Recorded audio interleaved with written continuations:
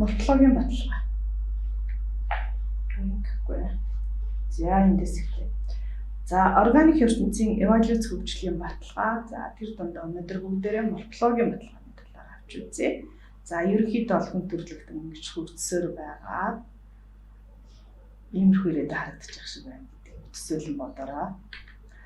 За жишээл анатомийн баталгаа. Дэлхийн амьд бие махбод нэгдмэл үүсэлтэй бөгөөд тэд геологийн цаг хугацаа түүхэн хувьс хөгжлийн замаар хөгжсөнийг нотлох анатом болон морфологийн баталгааны цогц нийлэмжийг эволюцийн жишээл анатомийн баталгаа гэдэг. За жишээл анатомийн баталгаанд эст бүтцийн баталгаа, биеийн нийтлэг бүтцийн баталгаа, морфологийн баталгаа, шилжилтийн хэлбэрүүд гэсэн энэ төрлөөр багтдаг байна. За эст бүтцийн баталгаа. За бүх амьд бие эст бүтцтэй бөгөөд эсийн онолыг нээсэн явдал нь органик ертөнцийн нэгдмэл болохыг баталсан хамгийн том баталгаа болдог. За ямар ч аймаг, хүрээ, анги, баг, төрөл зүйлгээд ангилал зүйн янз бүрийн бүлэгт хамаарч байгаа бүх бодгол биесүүд эсээс тогтдог. За тэдгээр эсүүд нь химийн, найрлага, бүтцийн хувьд, бүрэлдэхүүний хувьд үндсэндээ бараг ижилхэн байдаг. За биеийн нийтлэг бүтцийн баталгаанд сээр нуруудан амьтдын биеийн ерөнхий бүтц бол нийтлэг байдаг. За жишээлбэл бол бүх сээр нуруудан амьтны бие нь нэг тэгшгэнтэй, мөн тэд бүгдээрээ биеийн хөндийтэй, сээр нуруу, гавлын яс, тархи, нухс, за хоёр хос мөчтэй гээд нийтлэг бүтцийн баталгаанууд харагдаж байдаг. За энэ мэтээр янз бүрийн бүлэгт хамаарах бодгол бис биеийн ерөнхий бүтцийн хувьд өөр хоорондоо адил төстэй байгаа нь жишээл анатомийн нэг баталгаа болж өгдөг байх нэ. Морфологийн баталгаа амьд бие махбодын янз бүрийн амьтны эрхтэн жишин харьцуулах нь эволюцийн найдвартай баталгаа болдог. За энийг Сентилер гэдэг эрдэмтэд нь амьтны эрхтнүүдийн хувиралт, өөрчлөлт, за ижил төстэй байдал, гүйцэтгэх үүргийг жишээл анатомийн аргаар судалсны үр дүнд түүхэн хувьсах хөгжлийн баталгаа болох дараах хэлбэрүүдийг тодорхойлсон байдаг. За жишээлбэл гомолог эрхтэн. За гомолог гэдэг нь болохоор гомолог буюу зохицох, нийцэх, таарах гэсэн утгатай грек үг байдаг. За гүйцэтгэх үүрэг нь өөр боловч гарал, үүсэл, бүтцийн хувьд ижил эрхтнүүдийг гомолог гэж нэрлэдэг. За жишээ нь хуурай газрын сээр нуруутай амьтны янз бүрийн бүлэгт хамаарах амьтдын урд мөч өөр гүйцэтгэдэг ч гэсэн бүтцийн хувьд адил байдаг. За эдгээр мөчт нь бол үр хөвөрлөөс үүсэх, их усүр бид байрлах байрлал мөн адилхан. За урд мөч бүхэнд бугалга болон шууны хоёр яс, алга болон хурууны яснууд байдаг.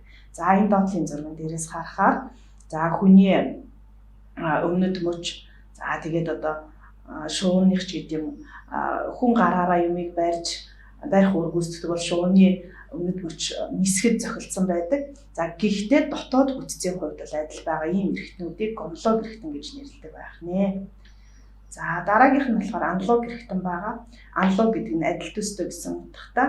За нэг ижил үр гүйцэтгэдэг боловч гадаад хэлбэр нь төстэй. Мөртлөө үүсэл, гарал, бүтцийн хувьд ялгаатай эрхтнүүдийг аналог эрхтэн гэж нэрлэдэг.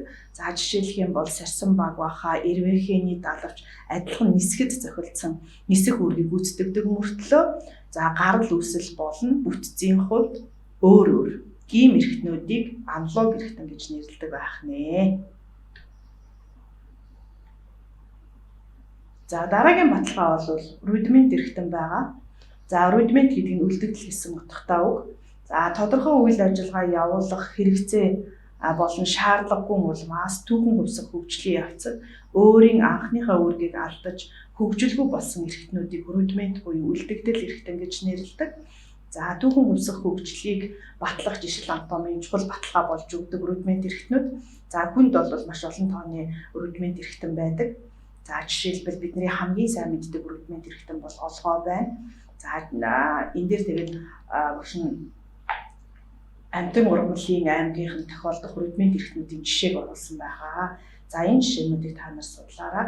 За энэ ямар одоо эрхтний жишээ вэ гэсэн асуулт даалгаврууд хийш дээрээс орж ирдэг. За дараагийн баталгаа бол атавизм байдаг. За олон үе удмын дараа өвгийн шинж тэмдэг Зарим байтугай бид буцаж илэрхийг атавизм гэж нэрлэдэг. За атавизм гэдэг нь болохоор үгийн шинжээ давтах гэсэн утгатай үг байна. За жишээлх юм бол зарим үед 6 хүүхэдтэй үнэ төрөх тохиолдол байдаг. За энэ бол өхөр бол 4-өөс дээш хүүхэдтэй амьтнаас гаралтай болохыг нотолж байгаа баталгааны нэг хэлбэр юм. За зарим тохиолдолд гэрийн адууны дотор заримдаа ирээн тах шиг зүстэй унах төрдөг. Энэ бол нөгөө ирээн тахнаас үүдэлтэйг баталж байгаа баталгаа гэсэн үг байх нэ. За зарим тохиолдолд хүний сүүлдээ хүүхэд төрөх тохиолдлууд байдаг. За бас мань хөхний олон толгойтой хүүхэд тохиолдол байдаг. За энэ бол атавизмын жишээ байх нэ. За дараагийн хэлбэр нь болохоор шилжилтийн амьд хэлбэр гэсэн ийм баталгаа байгаа.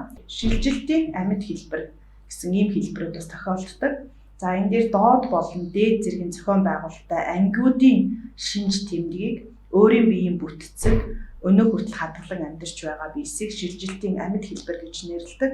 За энэний жишээ бол нугсан хошууд байгаа. За доод сүгэр божигч учраас үр төлөө сүгэр боожуулна. Гэхдээ амьд зулцах биш өндөх төрүүлдэг. Тэгэхээр мөлхөгчд болон шууны ангийн шинж, сүгэр божигчийн ангийн шинжийг нэг бие дээр хадгалж байгаа энэ хэлбэрийг бид шилжилтийн амьд хэлбэр гэж хэлдэг байх нэ. За жишэл анатомийн судалгаагаар биеийн бүтцийн хувьд хоёр өөр бүлгийн шинжийг агуулсан шилжилтийн амьд хэлбэр байдгийг илрүүлсэн байдаг. За манай дэлхийн амьд биеийн махбод гарал үүслийн хувьд хоорондоо нэгт холбоотой нэг өвгөөс үүсэлтэй болохыг шилжилтийн амьд хэлбэрүүд нотолдог гэсэн үг байна. За органик ертөнцийн эволюц хөгжлийн баталгаатай холбоотой асуулт даалгавар 2011 оны ЕШ Б хувилбарын 46 дугаар асуултан дээр нэг ижил үүрэг гүйцэтгэдэг гадаад хэлбэрээрээ төстэй боловч бүтэц гарал үүслийн хувьд ялгаатай эрхтнийг юу гэж нэрлэх вэ гэсэн ийм асуулт даалгавар орж ирсэн байгаа. За энэ бол адилхан тийм ээ нисгэд зохицсон мөртлөө дотоод бүтэц болон гарал үүсэл нь өөр юм эрхтнийг бол аналог гэдгээ гэж бид нэр үзсэн байгаа.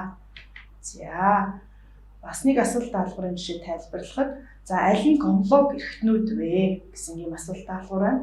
За могооны хорны булчирхай болон шүлсний булчирхай, долоовны өргөс, бөөрөлзөгний өргөс, эрвэхийн даалгавч, сэрсэн багааны даалгавч, за могоо төмөрч байдаггүй, үнэ мал илүү хөвгтэй төрөх гэсэн ийм өгөгдлүүд байна. За эндээс бол могооны хорны булчирхай болон шүлсний булчирхай гэсэн ийм өгөгдөл зөв байх нэ.